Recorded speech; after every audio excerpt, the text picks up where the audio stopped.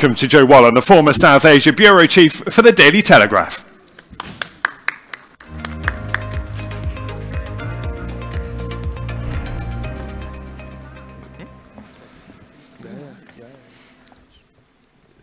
Good afternoon, ladies and gentlemen, and thank you for joining us for the next session, Sustainable Cities and the Future of Mobility at the India Global Forum. As a brief introduction, my name is Joe Wallen. I've called India home for 7 years. I think we can say 7 years not out, given that we're in IPL season. I'm the managing partner at Montfort South Asia and the chairman of the British Business Group, formerly the South Asia Bureau Chief at the Telegraph newspaper. It's always an honor to be involved with the event, and I'm excited to moderate this timely panel. Artificial intelligence is being rolled out across different sectors of Indian society, from healthcare and education to finance and banking. Our panelists join us today to explore how enterprise-grade AI solutions are transforming India's digital ecosystem and creating new possibilities for technological advancement across different sectors. So I'm delighted to welcome our 3 expert panelists to take their place on the stage at this point, ahead of our discussion starting. So firstly, we are joined by Manu Jain, the CEO of G42 India, an international organization that seeks to champion artificial intelligence as a force for good. Manu spearheads G42's strategic initiatives in the subcontinent, deploying AI-driven solutions to enhance efficiency, sustainability, and economic growth.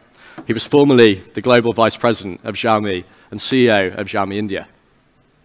Secondly, we have Keshav Reddy, the founder, CEO of Equal AI, who is India's largest data sharing company, processing 1 billion transactions yearly, and who is now building an AI assistant for 100 million Indians. Keshav belongs to the GVK family and is a board member of Reddy Ventures, where he has led investments in more than 30 high-growth technology companies and incubated 9 new-age businesses. And last but certainly not least, we have Vishal Misra, professor and vice dean for Computing and AI at Columbia University. Vishal's past work includes building one of the world's first commercial applications using GPT-3 called Ask Cricinfo, and he is currently working on mathematic models that explain how LLMs work. So thank you for joining us today.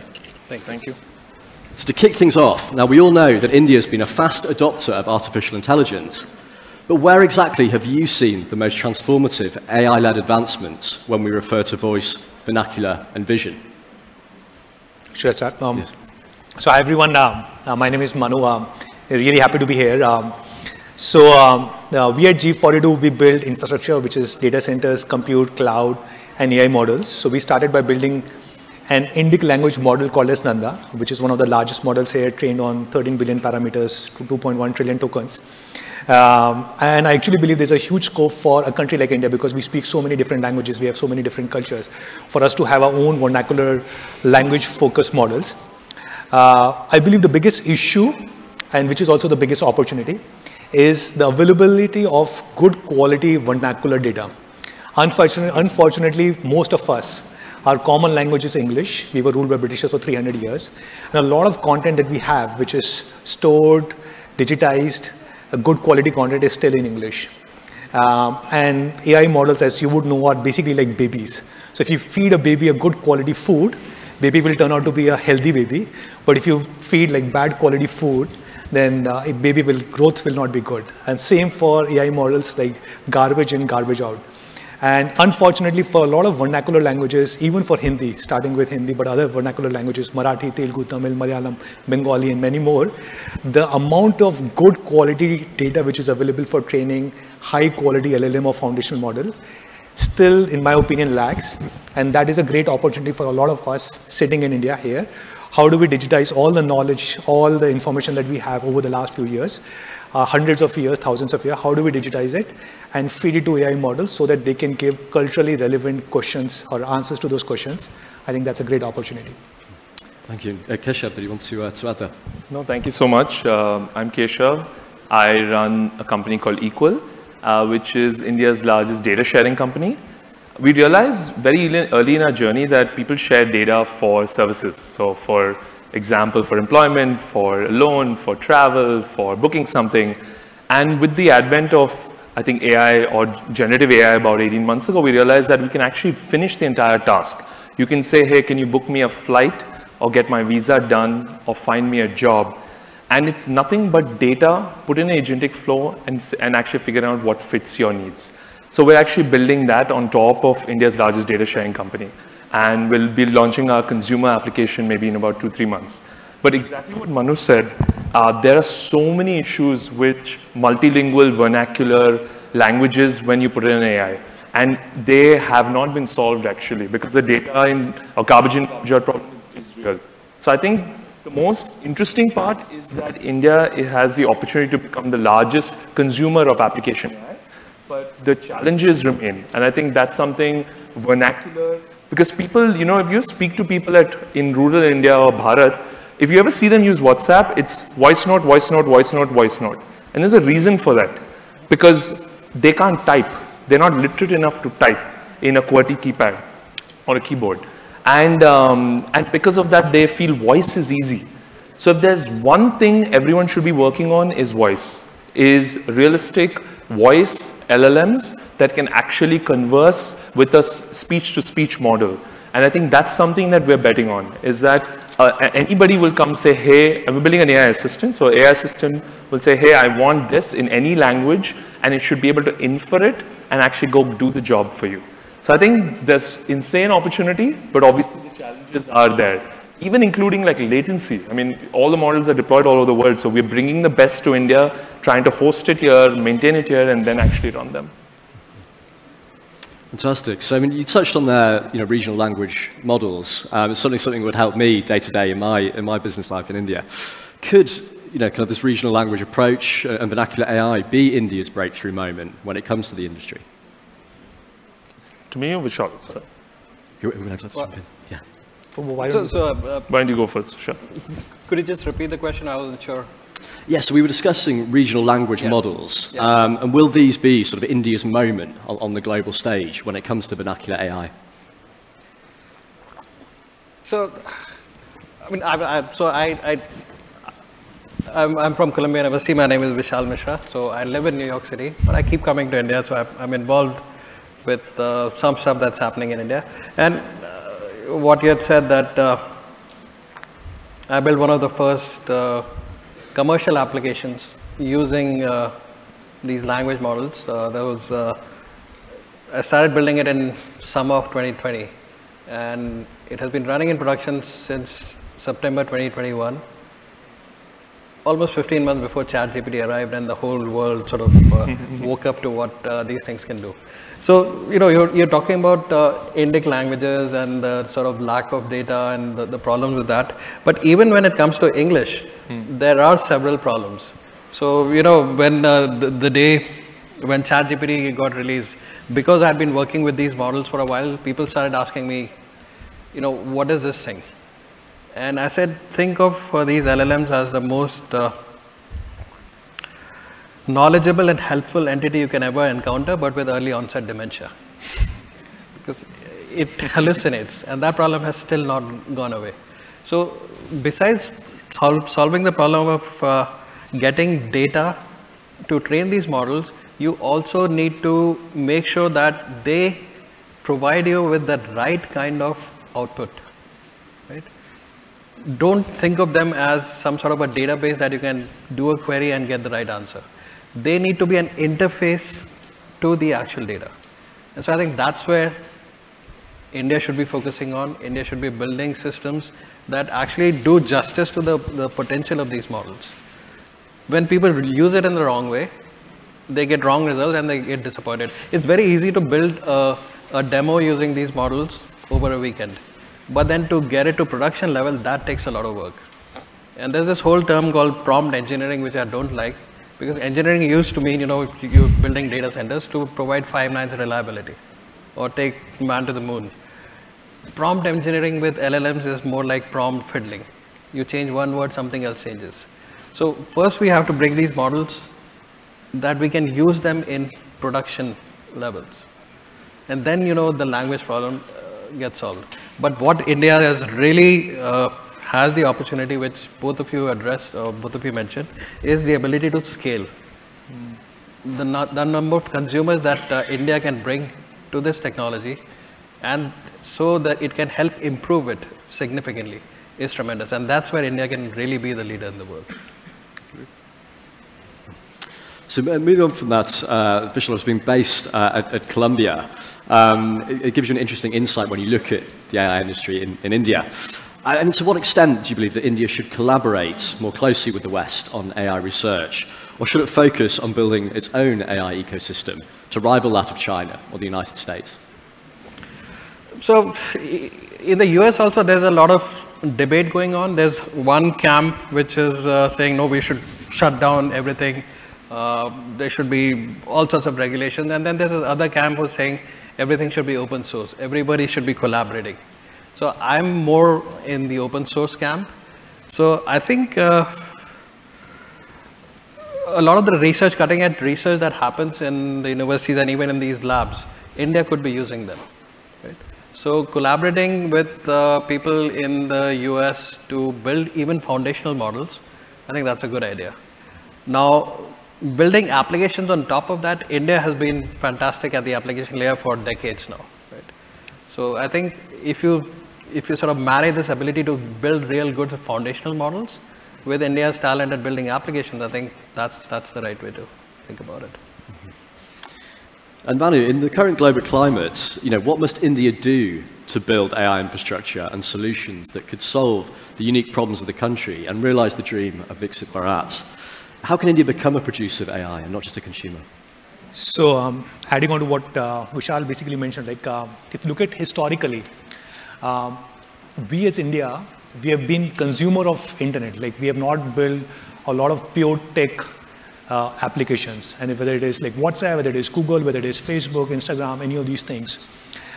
We basically used applications and technology which was built by the West, and we were the largest consumer for almost all these companies. The largest market for them outside of US is probably India.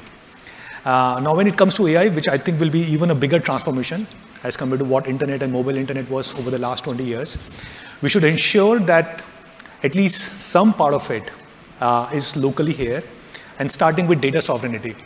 So I think Prime Minister made this statement some time ago, saying that we should not be exporting wheat and import bread. So can we ensure that at least in the world of AI, we don't export data outside? And even though we use the same open source LLMs or the models which have been built by the West, but at least the data sovereignty remains here, which means all the data for Indian users remains here, point number one. All the inferencing happens locally here on servers and large compute clusters sitting in India. And then using this, we basically build applications. I wouldn't go into this huge debate of whether India should build its own LLMs. I think there's some merit in doing this. But there's also a huge merit in just building applications on top of existing open source LLMs which exist in the world. And adding to what Vishal basically said, there are like some beautiful LLMs which are open source. And we believe that the Indian users, Indian entrepreneurs, Indian founders can basically start building great applications similar to what we have done for the last 10, 20 years. But the key is how do we ensure sovereignty of data for each of these applications and each of the vernacular LLMs that we build over here in the country. Brilliant. So I think we've got time for one final question, which I'm going to ask to each of you individually. So to round up, if India could achieve one major AI milestone by 2030, it could be in deep tech, it could be in healthcare, it could be in governance, what do you believe it should be? Should I start? Yes, okay. I think two. One is in education, like education for all. And now you're hearing about many of the countries who are mandating that AI should be taught from grade 6 onwards. I actually think it should be compulsory, similar to how we teach computer science, how we teach mathematics, how we teach different languages. AI should be an integral part of, if not grade 6, at least starting grade 11, 12, it should be compulsory taught to every single kid. So point number one. Point number two, I think there was a lot of debate over the last few days on ease of governance and governance. So can the AI be introduced in governance to make it more easy and for entrepreneurs and founders? I think that would be the second one. I think if there's something in the next 5 years at least that we would be focused on or would love to see, it would have to be like what we're really working on right now, which is an AI assistant. We think that if you look at like the usage of AI, the 1% really uses it well. Most of India doesn't know how to use it. They have no means to use it easily or in their day-to-day work. So our ability of building an application AI assistant or equal AI will be so simple and so easy for an average person to use it that they'll use it for like booking tickets, taking a flight, sending messages. It'll be like a WeChat meets an AI assistant today. And so that's the direction. So we're actually launching something in calling first, because that's a big pain point today. And then we'll get into other categories. But I think our vision is very aligned to where the AI direction is going. And it's very funny, like back in the day, we would think of months as new innovation. Now it's like weeks and days. Every week you wake up and everything has changed. We've changed our architecture of our product 3 times since December. Because every week there's something else, there's something new, it's become cheaper to compute, it's become easier to use some, RAG was there, now there's no RAG anymore, then there's, because the amount of context you can set is increased, open source, so it's insane in innovation. So I think just being able to build a very simple way for everyone to use it is what we are working on. And Vishal? So I'll put on my kind of academic hat and pie in the sky. There's a lot of talk going on amongst the big players in the US of AGI, Advanced General Intelligence. And I personally believe that just scaling these LLMs will not achieve it. You need a different way to think about it, change the architecture to really truly achieve what's called AGI. Once you have AGI, then that can be an incredible strategic asset for the nation. You could do things like, disease cure, invent sort of new things, find new materials. All sorts of things could be done if somebody gets that AGI right. So I think India has enough talent, has enough people who can sort of put their mind to it and work on it. So 5 years from now, if you want to have a big thing, think of ways you can achieve what's called AGI. That would be my sort of... Thanks, Vishal. So just apologies if I can ask a final follow-up question to that. So when we look at AI governance, where does India stand in terms of kind of setting up that framework? And what next steps could the Indian government take around AI? Perhaps one for you, Vishal, or you, Keshav.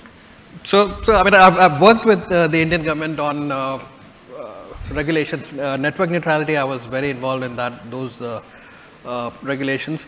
I think right now AI is still evolving. So instead of having AI-specific regulations, you have to look at the applications.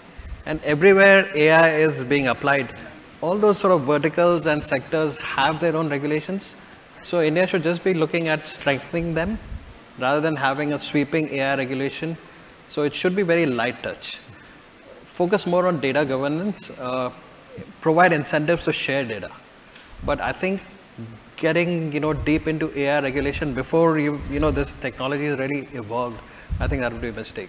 Just look at specific verticals, specific sectors, and have something AI specific, just strengthen them instead of having a broad AI regulation at this point. That's amazing. Actually, for being a data company, we think about this all the time. And so all our transactions are consented. So there's something called the account aggregator, which the RBI released. We are the largest account aggregator in India. And that is all consent-based sharing. So 1 billion transactions are all consent-based. So consumer knows he's sharing it for some purpose for some time, and then it gets deleted after. So the DPDP Act, it's come at the right time, because now they're going to lay that framework across industries and a seamless way for you to know where it's going and how to handle it. I think Rajiv Chandrasekhar was one of the early pioneers also in writing about it.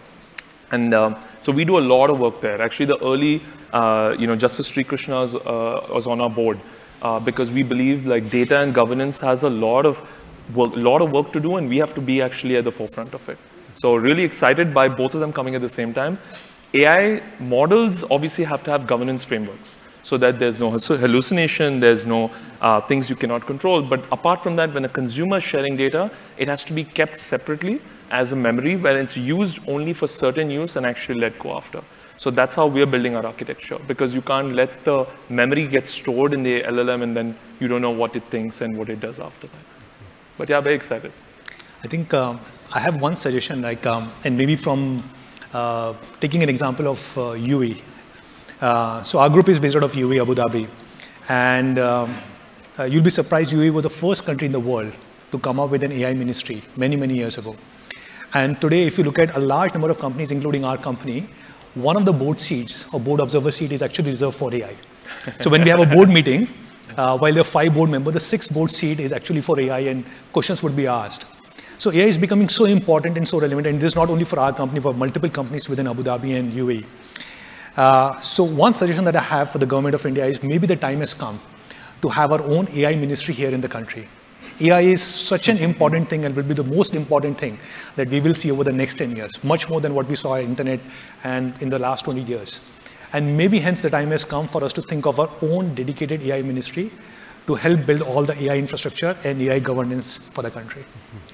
Well, exciting times indeed, and thank you to our 3 panelists, to Manu, Keshav and Vishal, for joining us today and for their fascinating insights. I'm afraid that's all we have time for.